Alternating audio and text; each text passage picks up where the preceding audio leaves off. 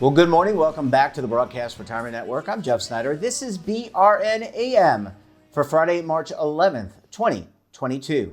And our top story today, 401 kids setting up future generations for success. Well, joining me now to discuss this and a lot more is the Wisconsin State Treasurer, the Honorable Sarah Godlewski. Madam Treasurer, great to see you. Thanks so much for joining us on the program this morning. Well, thanks for having me. It's great to be here. It's great to chat with you. And there's lots of great things that happen in Wisconsin. And there are great things happening in Wisconsin about retirement security. And you chaired a major task force for the great state of Wisconsin around retirement security. What were some of the findings of that task force? Can you tell us a little bit about what you guys recommended? Yeah, and I think just to even take a step back is something that I think people aren't always aware of is how we are about to enter a retirement crisis here in the state of Wisconsin. So if we just allowed the status quo to continue, we would see about 400,000 seniors in poverty by 2030. That would cost the state over $3 billion. So inaction just simply wasn't. We have to do something. Not only is it the right thing to do for our people, but it's the fiscally responsible thing to do. Yeah, and our by and large, in terms of this task force, are Wisconsinites ready for retirement as a whole? When you look around the country, first of all, there are 70 million people in this country, in the United States, that do not have access to a workplace retirement plan. So they have to go to the states, and we're going to talk about Wisconsin Saves in a few minutes. But where are Wisconsinites in terms of their retirement security? Well, there were a few themes that came up through our retirement task force. The first is access to saving. And so we have right here in the state of Wisconsin, about 1 million Wisconsinites don't have access through their workplace.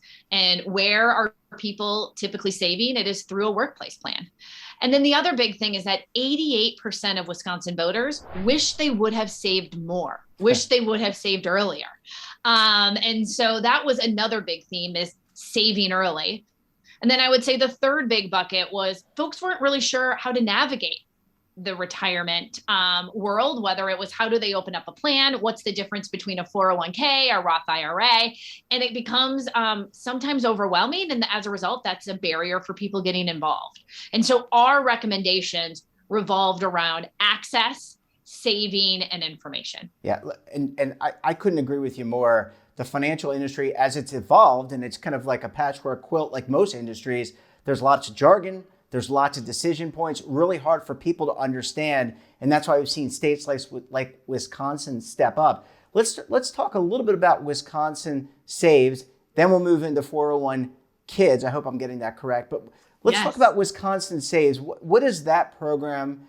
What's it going to look like? And are you basing it off of any other state retirement systems state auto IRA programs that already exist? So what Wisconsin Saves is it would be a program where anyone could buy into a retirement plan, and they could get access through their workplace. We know a lot of folks here in the state of Wisconsin are independent contractors or self-employed or work in the gig economy, and they don't have access. So they could simply join through the state. We would invest that money. Small businesses, for example, could offer retirement at no cost. So folks could start building for their retirement security, because we know the average Wisconsinite, their Social Security payment is about $615. That's it. You can't live off of that alone, which is why saving at work is so critical. And that's why we are recommending a state retirement plan that anybody can buy into. Yeah, it's about balancing today's expenses versus tomorrow. You mentioned Social Security. We know that the cost of healthcare is going to be exorbitant. It's exorbitant today. It's going to be higher when I retire, when you retire, and young people retire. Okay, let's talk about the 401 Kids program. I hope I'm pronouncing that right. It's the 401 with the K in parenthesis and the IDS. Tell us a little bit about how that works at a very high level. What is the program? So 401 Kids is an innovative initiative, which is starting people to save at birth. I mean, going back to, I remember when I turned 30, I was like, I need to start saving. People often don't save until their 30s or 40s. And so what 401 Kids does is literally the day a kid is born, the state of Wisconsin opens an account, it seeds that account with money, and then it really leverages compound interest. So between, 5 to 9%, and it allows that to grow over a child's lifetime.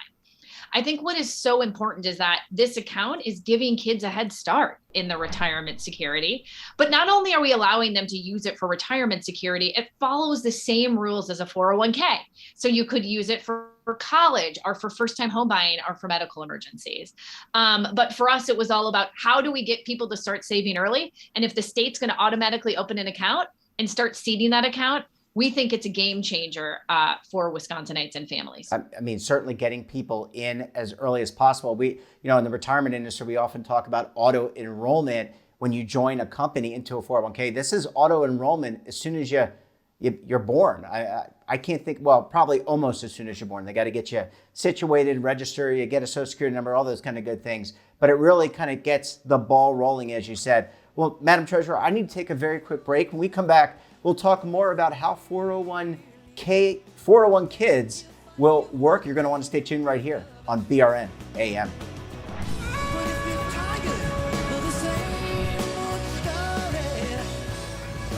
Imagine a new television network that will make you richer, healthier, and in control of your financial future.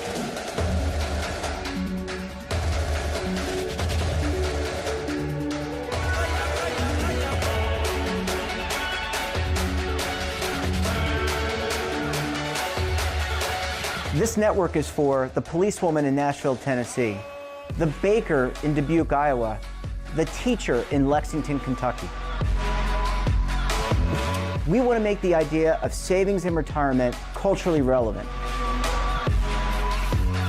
But what do you see as a defining issue of the midterms, especially for the smaller businesses? I mean, they are the lifeblood of the American economy.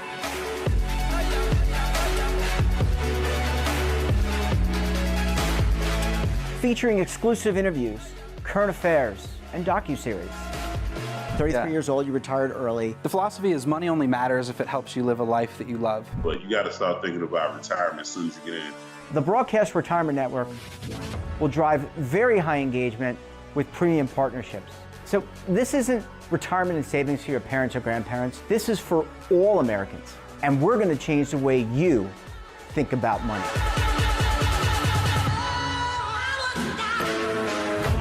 Welcome to the next frontier of retirement and savings. This is BRN, the Broadcast Retirement Network. Are you over 50? Would you like to get up to 33% more income in retirement? Then call now for this free book, Annuity Do's and Don'ts for Baby Boomers. This free book reveals little-known secrets about annuity strategies that will help you make the right choices before buying an annuity. Call right now for your free book, and as a bonus, we'll also throw in a free annuity rate report, both absolutely free for calling Annuity General today. Call 800-504-8194. Well, welcome back. We're talking this morning to the Wisconsin State Treasurer, the Honorable Sarah Godlewski. Madam Treasurer, thanks so much for staying with us this morning. It's great to be here talking about retirement. Yeah, and we're talking about 401 Kids. How you talked a little bit about how that program works. Accounts established at birth or near birth for a child. Let's talk about some of the monies. How do you envision the monies being invested? Is it self-directed, meaning the child is able, or the parents, I guess in this case, because a newborn really doesn't know how to invest money, would just invest money as they direct it, or is it managed by the state?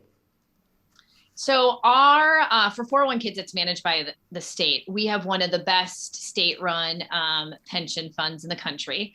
It's well over $130 billion. And so this would be very similar, where the state automatically opens an account. Again, parents can opt out if they do not want their child to have an account, but then we will invest it the same way that the state invests for public employees, making sure that it is, a mix of whether it is real estate investments, it's equities, that whole mix that ensures that 5 to 9% interest. Yeah, and that's important because with the pension plan, you have access to a lot of different types of investments, whether it's real estate, alternative investments like private equity, hedge funds that can add additional alpha. I'm sure that I haven't looked at the Wisconsin asset allocation, but I'm sure that includes some of those things. How is this different, or how is it similar or different to a 529 plan, which is typically used for college education, for vocational schooling, maybe some K through 12 education? Is it different or similar?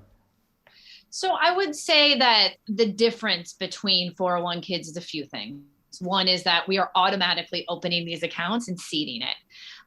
The investment, as far as what they will be invested in, is probably very similar, but the usage is very different. One of the challenges with 529s is that if you don't use all of the money in that account, you can't roll it over. And so what we are excited about is it's not just education you can use 401 kids for, it's for first-time home buying. It's for medical emergencies or for retirement security. So it's very universal in kind of its application, which I think is another key differentiator with this program. How is this program, 401 Kids, tied to financial literacy? When you talk to people, even people my age, there's a lack of financial literacy in this country. Is there an educational element to the program, making sure that as kids are growing up, that they're learning, whether it's in the schools, whether it's separately in a separate classroom or online? How is this tied to financial literacy?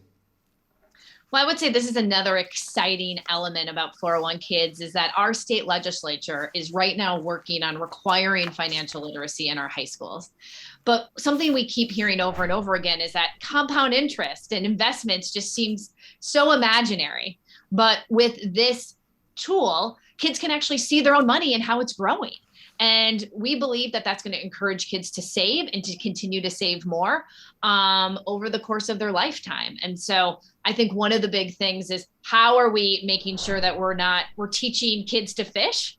And so in my mind, this is exactly a combination of 401 Kids and their high school financial literacy working together to make sure they're best positioned to start saving throughout their lifetime. Yeah, absolutely. So where do you stand? I said we, but I'm not living in the state of Wisconsin. Where does Wisconsin stand in bringing the program to life? What's the timeline look like in terms of implementation? Because these things don't happen overnight. Oftentimes you have to get things passed in the legislature. It's got to run its way up through the executive branch, and the governor I would assume, has to sign things in the law. And then you've got to implement. Where do we stand with getting the program off the ground? So we are, I would say, halfway through that process. So a lot of the work was on the back end, was putting this program together. And we then first received bipartisan legislation, which is a great achievement within itself here in the state of Wisconsin. And our head of the Ways and Means Committee just did a hearing a few weeks ago. And once that committee comes out of hearing, then it will hit the floor for the legislature to pass and be signed by the governor. So we hope that whether it is the start of 2023 is what we are looking at in making this program a reality for children and families across the state. Yeah, well, it's certainly great leadership on your part and the members of the committee and the legislators for supporting this. And let's hope it moves through a floor vote and gets signed into law and gets acting, because more children need to save, and getting them off on the right foot is the way to go. Madam Treasurer, great to see you. Thanks so much for joining us, and we look forward to having you back on the program again very soon. Thanks for having me. Well, thanks, Madam Treasurer. Great to see you. Thanks for sharing your perspective. That wraps up this episode of BRN AM. Have a topic of interest, someone you think we should talk to? Well, hey, drop us a line. And don't forget, for all the latest curated news in lifestyle, wellness, finance, tech, so much more, and all in one place, check out today's edition of our daily newsletter, The Morning Pulse. Want to see our latest content? Search our archives. We'll check out our website and our streaming partners like Amazon, Roku, and over 100 more. We're back again tomorrow. We'll take a look back on BRN Weekly at some of our best segments for the week. Until then, I'm Jeff Snyder. Stay safe, keep on saving, and don't forget, roll with the changes.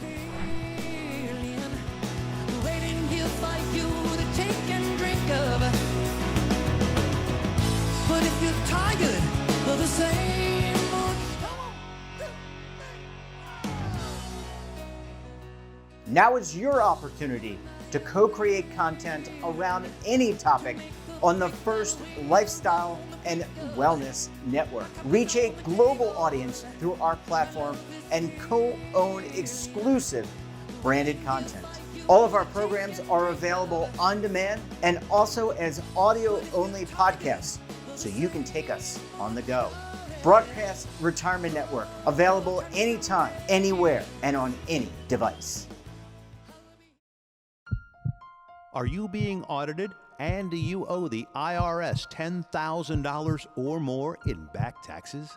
Is the IRS threatening to take more of your money? Don't fight the IRS alone. The Tax Doctor is here to help you negotiate your tax bill and reduce your stress. The IRS can freeze your assets and seize your bank accounts, but you can stop these IRS actions. The Tax Doctor will work with you using our years of experience to represent your case to help you get the best resolution under the IRS guidelines. Help is here to deal with the IRS to reduce your stress. We've handled thousands of cases, so we know what we're doing. If you owe $10,000 or more in back taxes, do not call the IRS alone. Call a Tax Doctor now for a tax emergency analysis. Call 800-224-6439.